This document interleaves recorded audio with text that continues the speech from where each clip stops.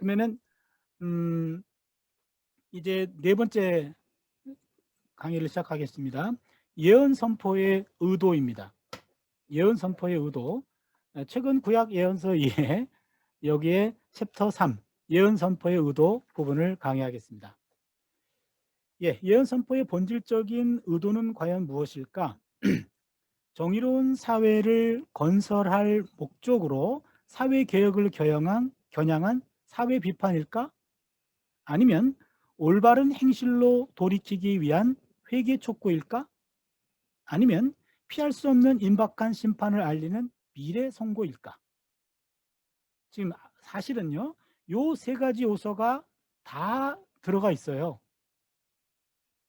강조점의 문제이기도 하지만, 그러나 강조를 넘어서서 본질적인 게 무엇이냐라는 것을 지금 이번 챕터에서 우리가 공부하려고 합니다.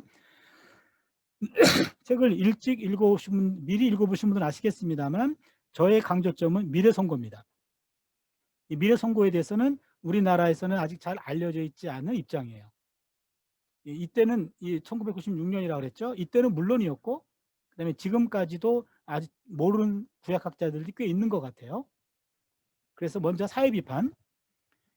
사회비판은 우리가 잘 알고 있는 예언자들은 사회혁명가다, 사회개혁가다라는 것으로 보는 겁니다. 당시대의 죄를 들춰내서 변화를 촉구하는 것으로 간주되었다. 특별히 이런 사회비판적인 요소가 있거든요. 예언서 안에. 있는데 그것이 본래 의도였다라고 얘기하는 거죠. 그거에 대해서 저는 좀 브레이크를 거는 겁니다.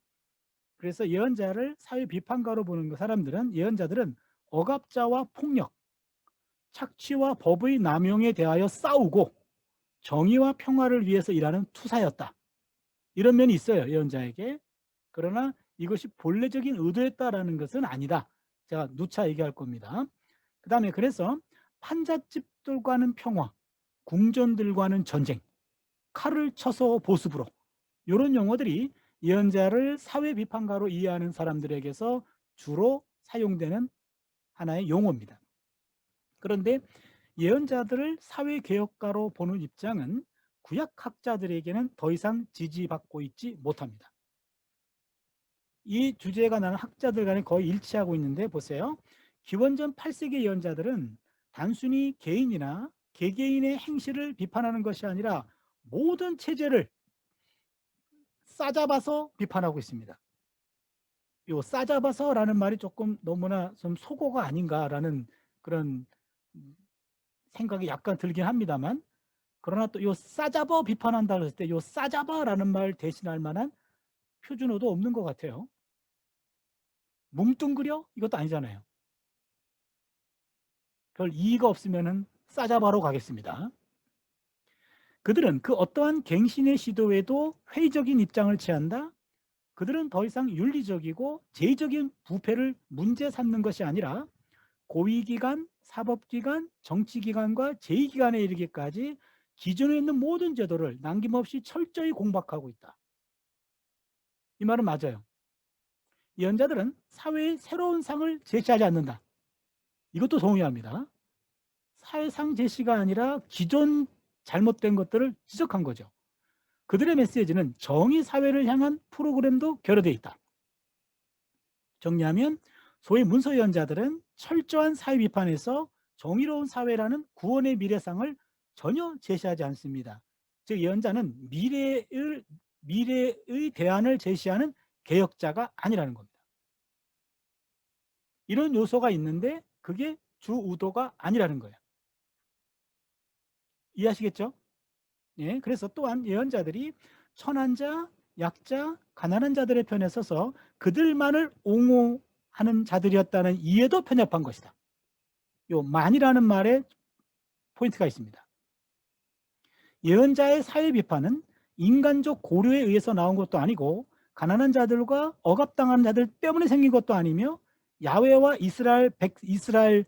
야훼와 전체 이스라엘 때문에 등장한 것이다. 그러니까 신학적인 이유에서 등장한 것이고 개개인의 문제가 아니라 모든 민족 때문에 일어난 것이다. 예언 활동의 근거와 의도는 권리를 박탈당하고 무시당하는 집단이나 사람들을 옹호하는 데 있지 않고 오히려 모든 사람들의 불의를 폭로하는 데 있다. 지금요, 제가 지금 각주 10번을 좀 잠깐 보시면은요. 각주 10번에 예언자들을 약자들만을 옹호하는 자들로 이해하는 것은 편협한 것이다 해놓고 여기에 서인석 왕대일을 대표자로 제가 썼어요. 왜냐하면 좀 배경이 있는데 서인석 신부님 좀 돌아가셨는데 옛날에는 서강대 종교학과 구약학 교수였고 그 다음에는 나중에는 대구 효성대인가요? 맞나? 대구의 효성대? 제 기억이 맞는지 모르겠네요. 대구에 있는 효성대의 총장으로 가셨어요.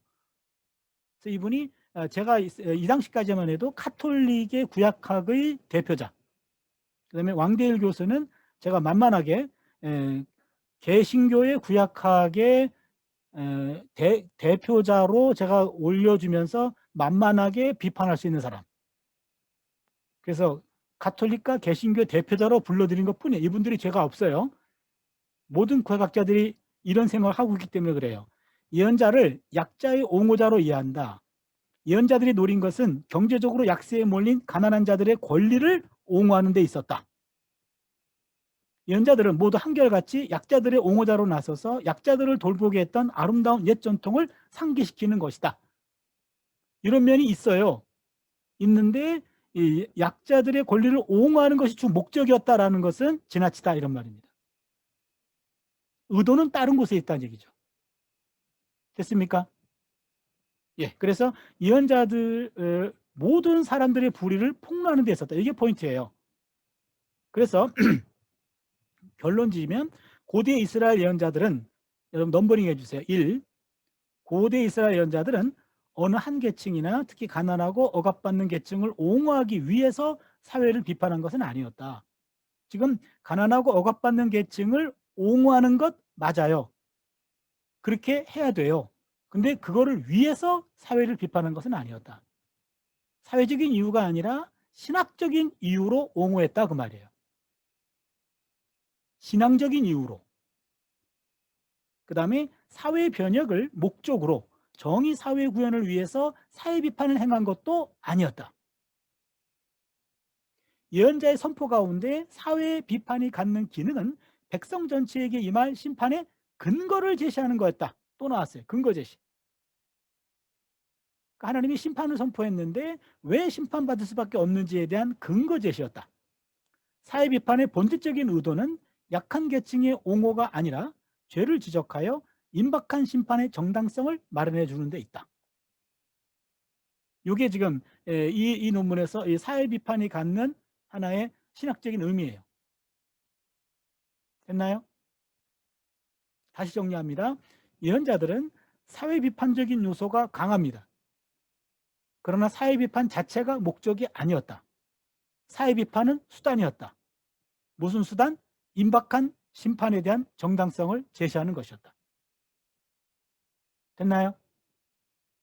예, 좋습니다. 회계 촉구. 적지 않은 학자들이 67쪽입니다. 예언 선포의 의도를 회계 촉구로 파악하고 있다. 대표적인 학자가 마틴 부버입니다. 마틴 부버의 그 Ich und Du라는 책이 가장 유명하죠. 나와 너, 나와 너, 나와 S의 관계가 아니라 나와 그것이 아니라 나와 너.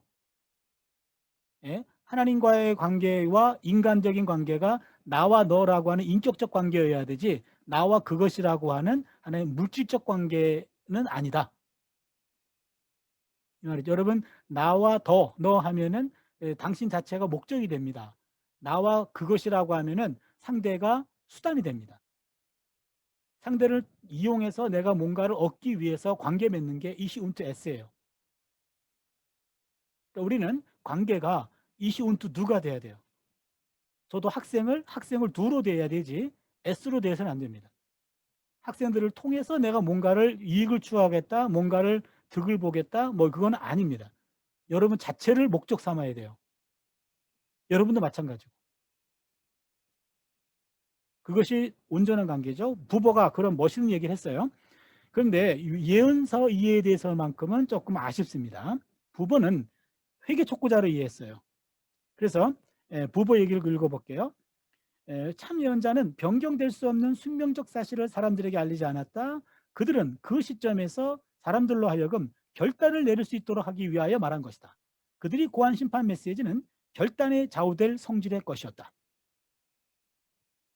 그 다음에 자기의 힘에 예언자가 미래 심판을 예언하는 것은 인간의 이 같은 자기 결단의 힘에 호소하기 때문이다. 예언자의 말은 단지 인간의 마음속에 뚫고 들어가서 회개라는 궁극적인 행위에 이르게 한다. 이게 지금 마틴 부버가 이해하는 예언자의 의도입니다.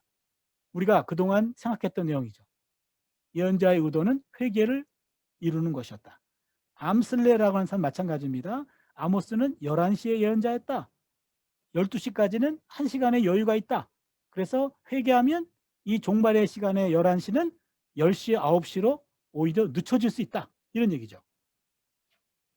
그 다음에 케펄루드라는 사람도 아모스의 과제는 백성들에게 회개를 촉구하는 것이며, 그렇기 때문에 아모스의 심판은 백성이 회개하지 않을 경우 일어날 수 있는 일을 가리킨 것으로 보았다.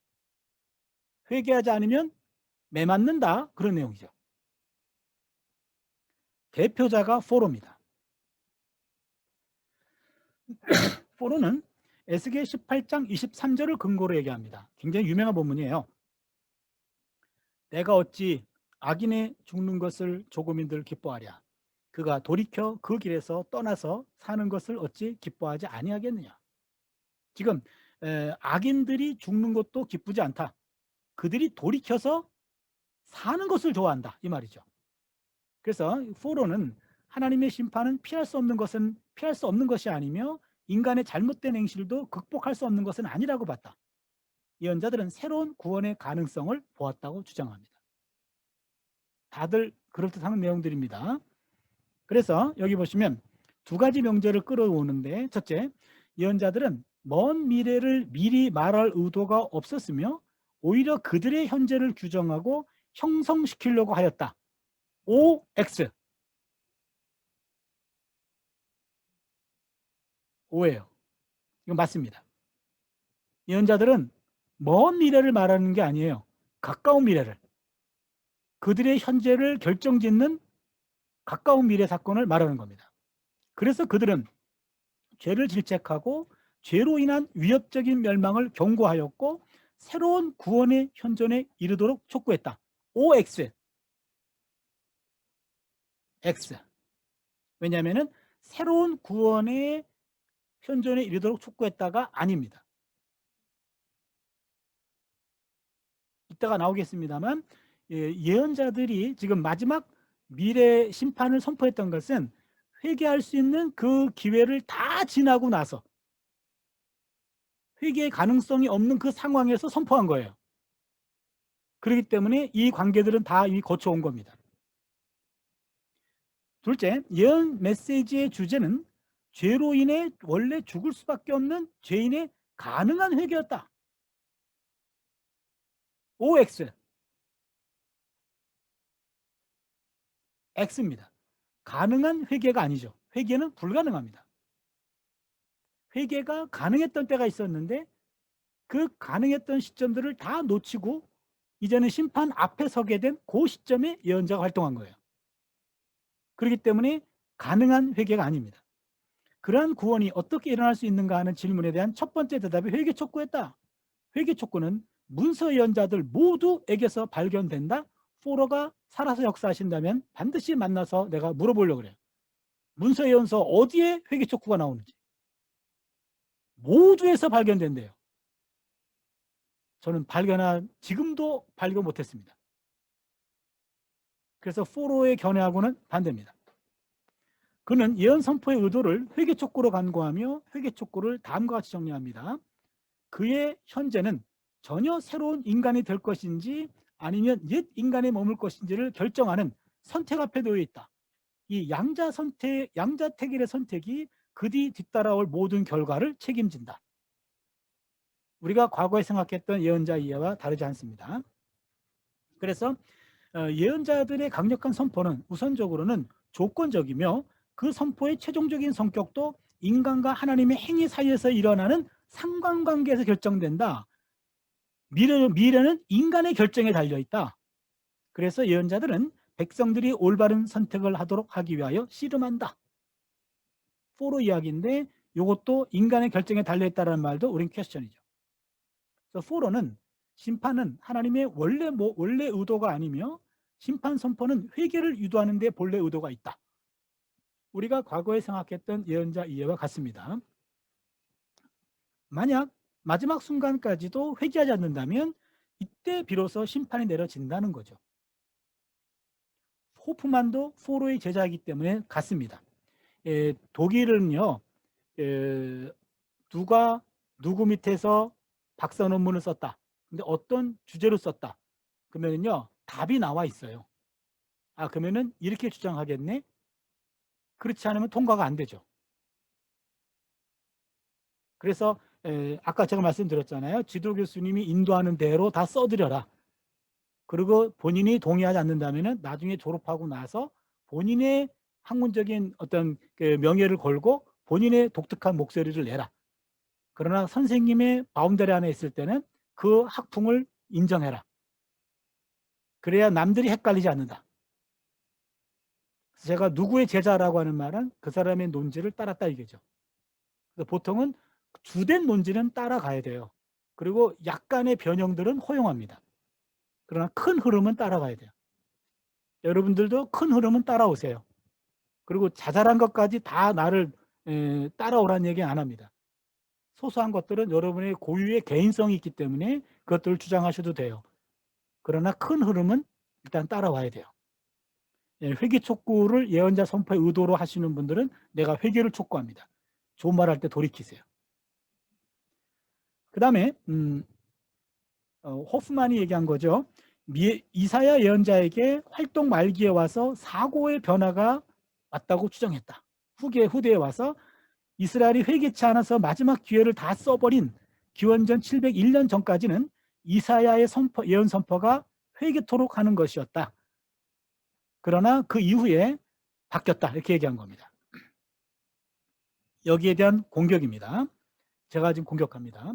저도 독일 가서 슈미트 교수를 만나기 전에는 예언자는 사회개혁가이거나 회개 촉구자로만 이해했어요. 근데 미래를 선포한다는 말이 이해가 안 됐어요. 그걸 또 독일말로 들으니까 더 이해가 안 됐어요.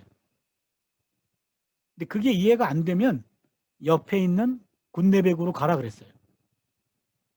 슈미트가 그렇게 얘기한 게 아니라 조교가 그렇게 얘기했어요. 우리 조교는 착한데 독일 조교는 안 착했어요. 그 조교는 서로 상당히 개인적으로 이렇게 좀 안 좋아해가지고 그래서 항상 그 조교를 만나야 교수를 만나기 때문에 그 조교를 조교한테 한번 만나게 해달라고 하는 게 그게 가장 큰 부담이었어요. 근데 그 조교는 항상 이거를 이해 못하면은 쉼트 제자가 될 수 없다. 이렇게 얘기해가지고 이거를 이해하는데 한 학기 정도 걸렸어요. 그리고 이해가 되니까 예언서가 새로 보이기 시작했고 예언서가 새로 보이니까 오경과 역사서와 지혜 이런 것들이 달리 엮어지더라고요. 그래서 구약을 새롭게 이해하는데 상당히 중요한 논문이었습니다. 그래서 사실 알고 보면 이것은 자아 비판하고 있는 거예요. 내가 한국에서 배웠던 것들을 다시 한번 엎어보는 겁니다. 첫째, 기원전 8세기 문서 예언자들에게서 돌이키라, 회개하라 라는 히브리어 슈브 명령령이 권고의 말에는 나타나지 않는다. 권고의 말은 우리가 다음 주에 공부할 겁니다. 예언 양식 공부할 때 얘기할 건데 뭐 해라 라는 말이 권고예요. 긍정 명령문이 권고입니다. 부정 명령문은 경고예요. 경고. 하지 말어. 이건 경고의 말. 해라. 그거는 권고의 말. 그래서 돌이키라. 이런 말이 없다라는 말입니다. 일반적으로 회개라는 말은 고발의 말에서만 사용되고 있습니다. 예를 들면 저희의 행위가 저희를 자기 하나님에게로 돌아가지 못하게 하니 이 말이에요. 돌아오라가 아니라 돌아가지 못하게 해서 너희들은 심판받을 수밖에 없어. 이렇게 되는 겁니다. 계속 그래요. 그래서 아모스 4장 6절 12절에도 후렴구를 보면 너희가 내게로 돌아오지 아니하였느니라 라는 말이 반복됩니다. 이 말은 회개하라는 말이 아니라 회개했어야 됐는데 너희들이 무시했기 때문에 심판받을 수밖에 없어, 그 말이에요. 됐나요? 예, 회개란 말이 어떤 맥락에서 쓰였는지를 아는 게 중요합니다. 정말 회개하라는 말인지 아니면 회개했어야 됐는데 안 했기 때문에 너희들은 심판받을 수밖에 없어라는 건지, 후자예요. 둘째, 기원전 8세기 문서 예언자들에게 권고의 말이 놀라울 정도로 드물게 나타난다는 사실은 이미 잘 알려진 사실이다. 만약 회개가 예언자들의 중심 의도였다면 예언자들은 분명히 권고의 말과 요구문에서 말하였을 것이다. 호프만이 주장하는 식으로 심판 선포를 통한 간접적 회개 촉구에 만족하지는 않았을 거다. 예언자의 출발점이 백성들이 회개를 했어야 했는데 그러나 회개하지 않았다라는 시점이라는 사실이 중요합니다. 그래서 예언자들은 하나님의 심판을 선포할 수밖에 없었습니다. 셋째, 예언자들이 자신의 임무를 말하는 본문에서 야훼가 그들에게 회개하라 라는 식의 경고 설교를 하도록 명령했다는 사실도 어디에서 찾아볼 수 없습니다. 예를 들어 아모스 환상에서 보면 예언자가 본 것은 돌이킬 수 없는 심판뿐이었습니다. 아모스 7장 8절 한번 볼까요?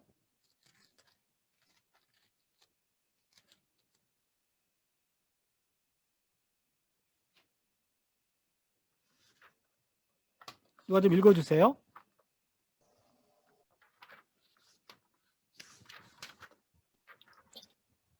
여호와께서 내게 이르시되 아모스야 내가 무엇을 보느냐 내가 대답하되 다림줄이니이다.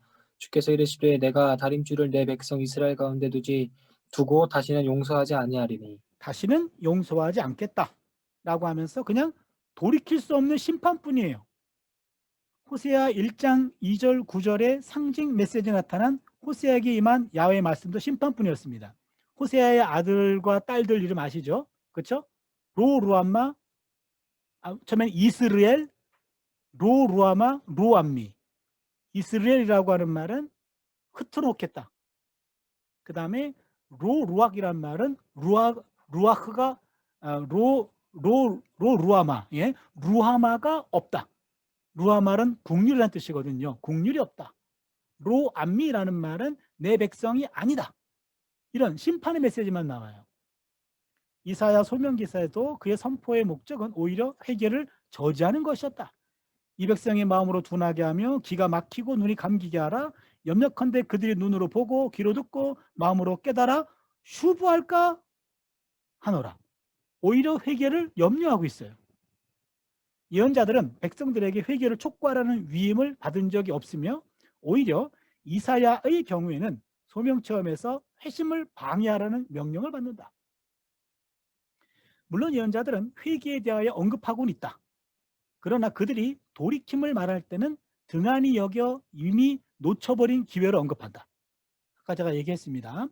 주 야훼 이스라엘의 거룩하신 자가 말씀하시되 너희가 돌이켜 안연히 처하여야 구원을 얻을 것이나 잠잠하고 회신뢰하여야 힘을 얻을 것이거늘 너희가 원치 아니하였고.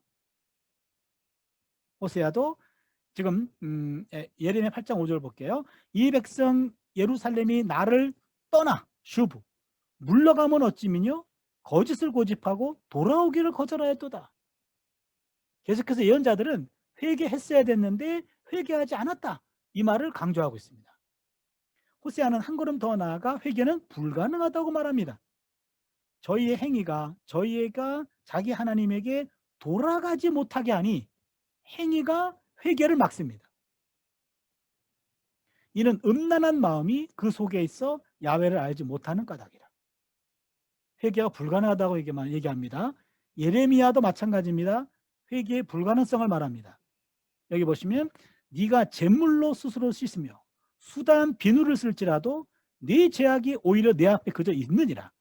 야훼의 말씀이니라. 구스인이 그 피부를 표범이 그 반점을 바꿀 수 있느냐?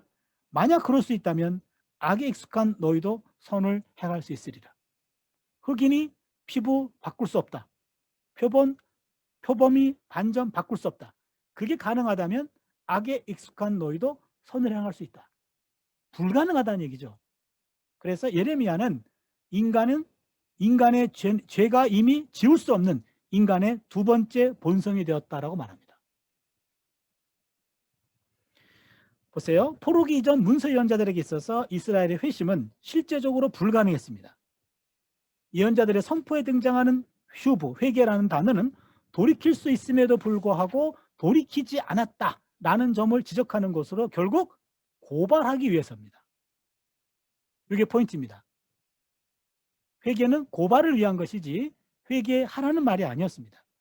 아모스의 5번째 환상에서도 그들의 미래 선포, 즉 임박한 심판은 불가피하다는 점을 생생하게 보여줍니다. 아무도 심판에서 벗어날 수 없습니다. 이게 아모스 이게 9장 1~4절인데요. 무시무시합니다. 지금요, 제단, 아마도 이 제단은 베델 제단이었을 것 같아요. 베델 제단이 지진이 일어납니다. 그래서 기둥머리를 쳐서 문지방이 움직여요. 부서집니다. 제단이 무너집니다. 머리에 돌이 떨어집니다.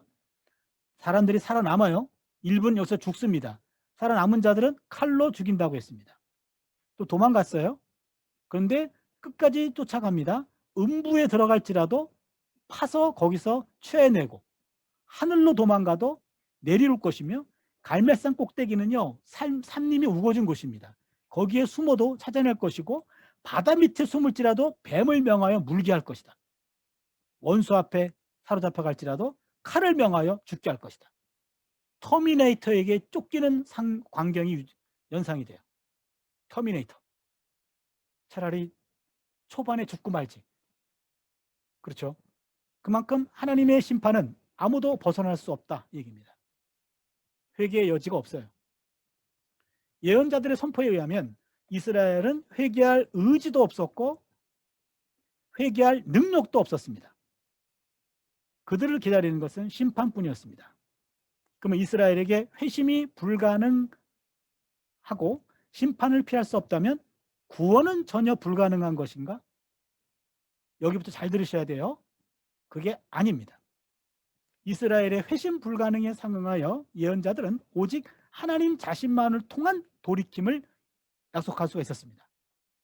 예언자들은 구원을 사람에 의해서 유지될 수 있는 상태로 이해하지 않았고 또한 인간의 회심을 매개로 불러들일 수 있는 것으로도 보지 않았습니다.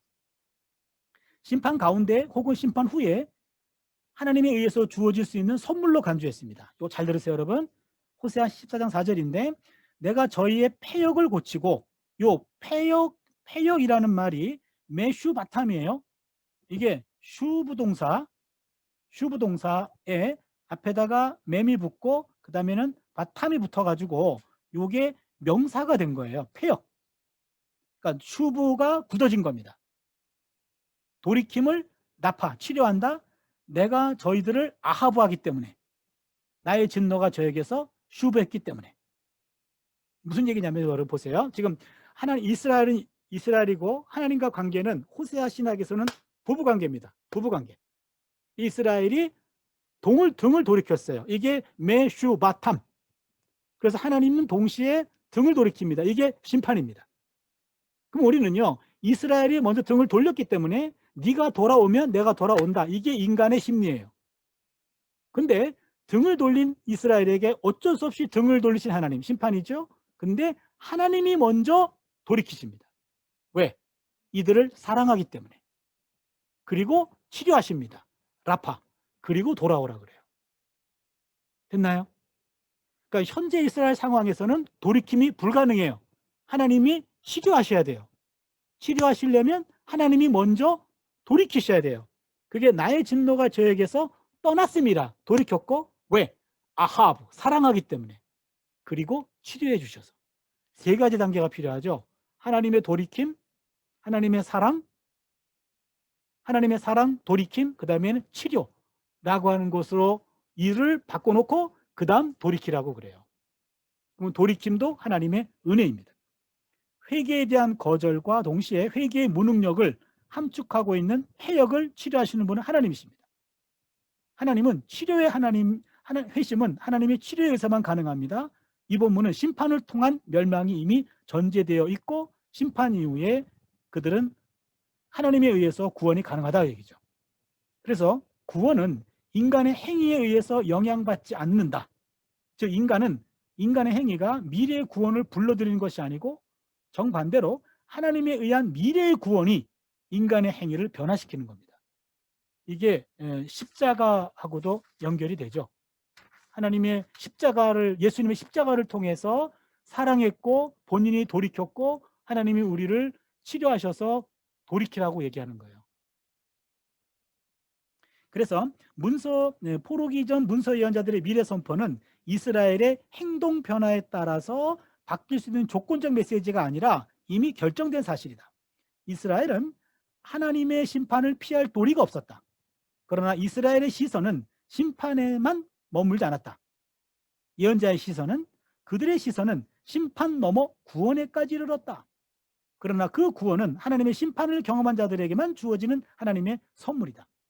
포로기 이전 예언자들은 최소한 8세기 예언자들은 이스라엘을 심판에서 벗어나게 하기 위한 회개를 촉구하는 메시지가 없다 얘기입니다. 제가 지금요 8세기 예언자라고 표현했어요. 여러분 잘 들으세요. 각주 44번. 제가 포로기 이전 예언자들 주로 8세기와 7세기인데요. 특히 8세기 예언자로 제안해서 말한 것은 여러분이 잘 보셔야 돼요. 왜냐하면 포로기에 와가지고 예언 선포의 강조점이 달라지기 때문에 그래요. 포로기 이전에는 강조점이 미래 선포입니다. 주로 심판 선포에 있었으나 이미 심판을 경험한 포로민에게 그 중요성은 퇴조합니다. 그보다는 죄의 지적과 권고 쪽으로 무게중심이 옮겨집니다. 그래서 포로기와 포로기 이후에 나오는 예언자들에게는 예언자가 경고자가 되고 회개 촉구자가 돼요. 이해하시겠습니까? 그러니까 포로기 이후에 나오는 회개 촉구가 포로기 이전 예언자들도 회개 촉구했다라고 곡해하게 했다 그 말이에요. 그러니까 8, 7세기 예언과 그다음에 포로기 때 포로기 예언은 조금 강조점이 달라요. 그래서 아까 포로가 에스겔을 가지고 예를 든 것은 에스겔은 포로기 예언자란 말이에요. 포로기 이전 예언자들은 다르다 이 말입니다. 예언의 포인트는 8세기, 7세기입니다. 가장 핵심은 8세기입니다. 예, 그 정도 얘기하고요. 그 다음에 미래 선고로 넘어갑니다.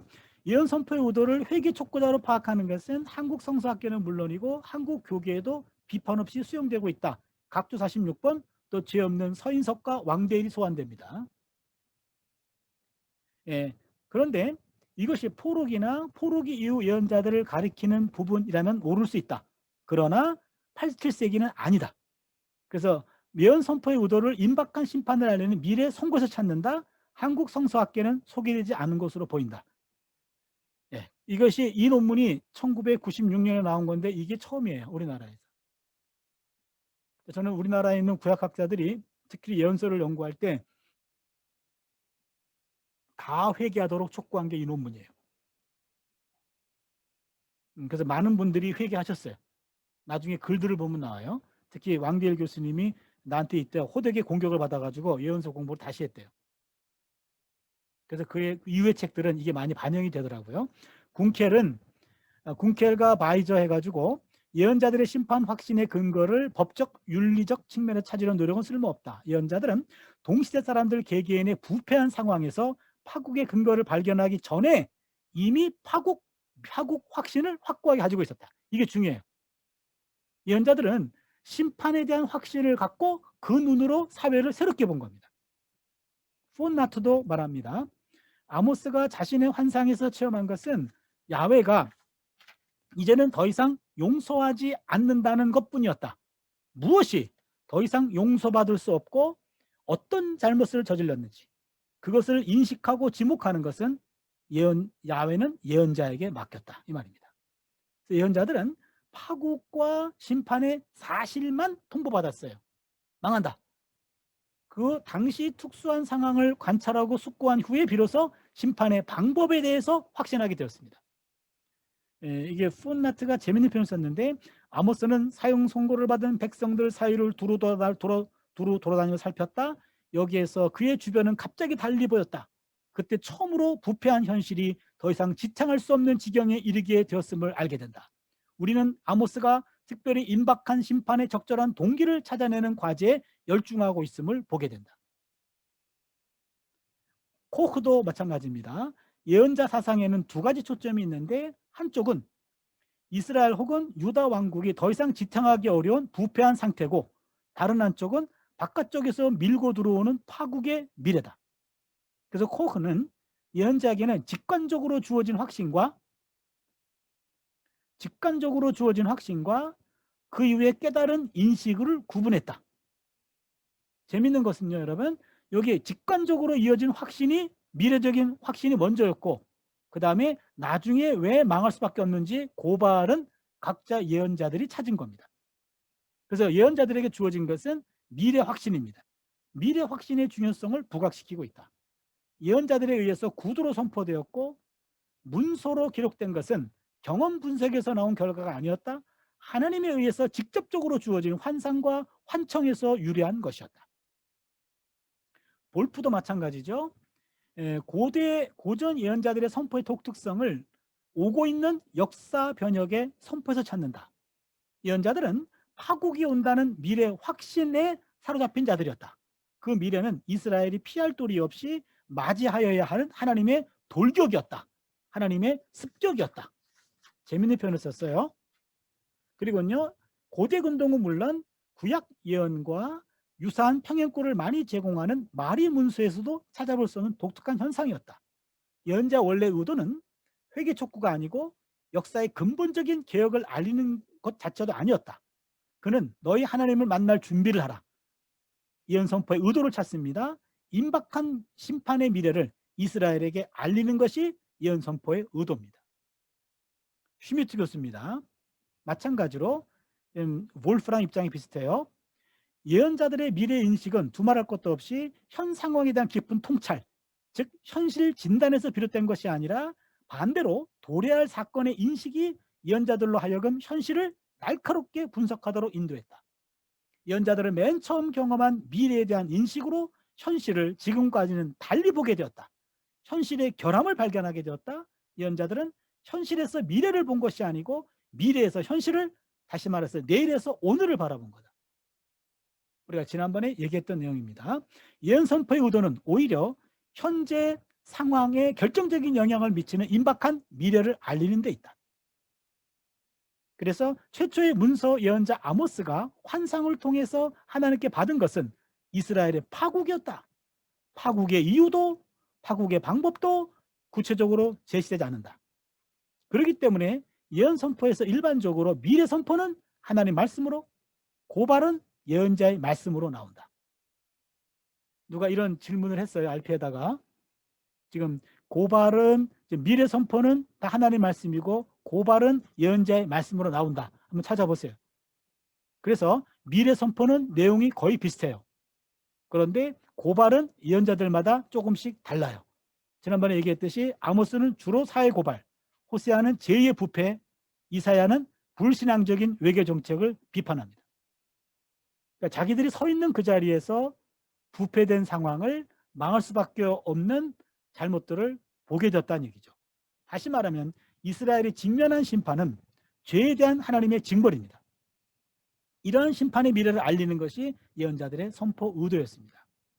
지금까지 논의를 요약하면 예언자들은 예언 활동의 자격증에 해당되는 소명 체험에서 환상을 통하여 이스라엘의 파국을 맨 처음 경험하고 확신하게 되었다. 최초의 환상에서는 파국의 이유도 방법도 알려지지 않았다.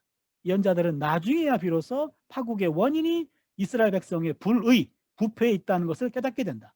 이제 마지막 다가올 이스라엘의 죄에 대한 하나님의 심판이란 사실을 알리는 것이 바로 고대 이스라엘 예언자들의 주 과제였다.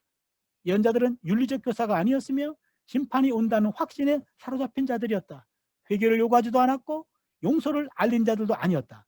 그들의 임무는 듣든지 아니 듣든지 야곱의 허물과 이스라엘의 죄악을 지적하는 것이다. 그러므로 이스라엘에게 임할 파국을 이해시키는 거다. 이스라엘은 야훼가 이스라엘에게 행한 모든 일이 무고히 한 것이 아닌 줄을 알게 될 것이다. 다시 말해 이스라엘에게 임할 파국은 그들의 죄로 인한 하나님의 징벌이었음을 알리는 것이다. 예언자의 과제는 윤리적 갱신이 아니었으며 하나님의 정당성을 선포하는 것이었다. 이게 왜 그렇게 중요했을까? 지금 하나님은 예언자를 통해서 나라가 곧 망할 텐데 나라가 망하면, 잘 들으세요 여러분, 나라가 망하면 그 나라가 섬겼던 신전도 파괴되고 신상도 파괴되고 신앙도 없어집니다. 그러면 고대 군동의 관례라고 한다면 야훼 하나님은 유다 백성을 지키지 못한 무능한 신이에요. 그럼 나라가 망했기 때문에 예루살렘 성전도 파괴되었기 때문에 야훼 신앙은 없어져야 됩니다. 근데 하나님의 예언자를 통해서 이것을 내다본 거예요. 그러면서 야훼가 바벨론에 의해서 무너진 것이 아니라 오히려 야훼 하나님이 바벨론 군대를 심판의 도구로 사용해서 너희들을 친 거예요. 아니, 망하기 전에 얘기하셨어야죠. 그건 핑계입니다. 그때 예언자들은 망하기 전에 말했다. 누굴 통해서? 예언자를 통해서. 너희들이 듣지 않았다 이 얘기입니다. 그러니까 예언자를 통해서 하나님이 말씀해 주시는 것은 이스라엘 국가 멸망은 죄로 인한 심판이지 야훼의 무능이 아니다 그 말이에요. 이게 중요합니다. 그래서 나라가 망하고 신전이 파괴되고 성전도 파괴되고 신상도 파괴하려고 했는데 신상 파괴에 의해서 문제가 생깁니다. 야훼는 형상이 없습니다. 신상이 없습니다. 거기부터 틀어져요.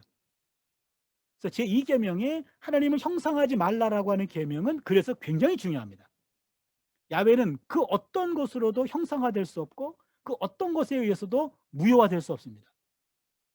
오히려 파국이 너희들의 죄로 인한 하나님의 심판이었기 때문에 파국 이후에는 무슨 의도가 있을까? 백성들은 마음을 돌이켰고 그때 이후로 예언자들의 말이 예언서로 모아지기 시작합니다. 우리가 거부했던 그 메시지가 이제는 문서화되면서 하나님은 심판밖에 말한 게 없습니까? 아니에요. 구원도 얘기하셨어요.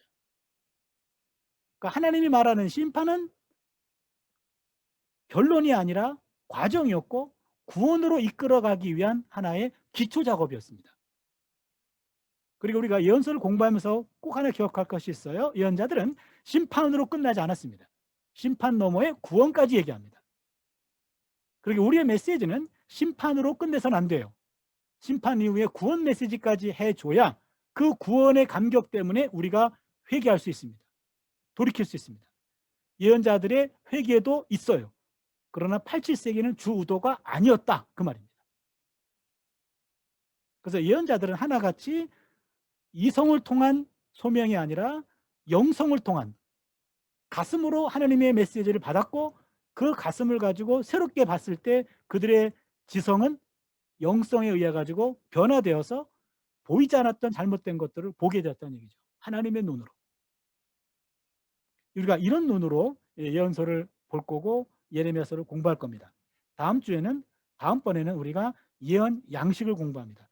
여러분이 그 슈미트 구약성서 입문책의 예언 양식 부분을 성경을 찾아가면서 꼼꼼히 읽어봐 주세요. 그래야지만 더 많은 것들을 배울 수 있습니다. 예, 오늘은 여기까지 하겠습니다. 여러분 수고 많으셨습니다.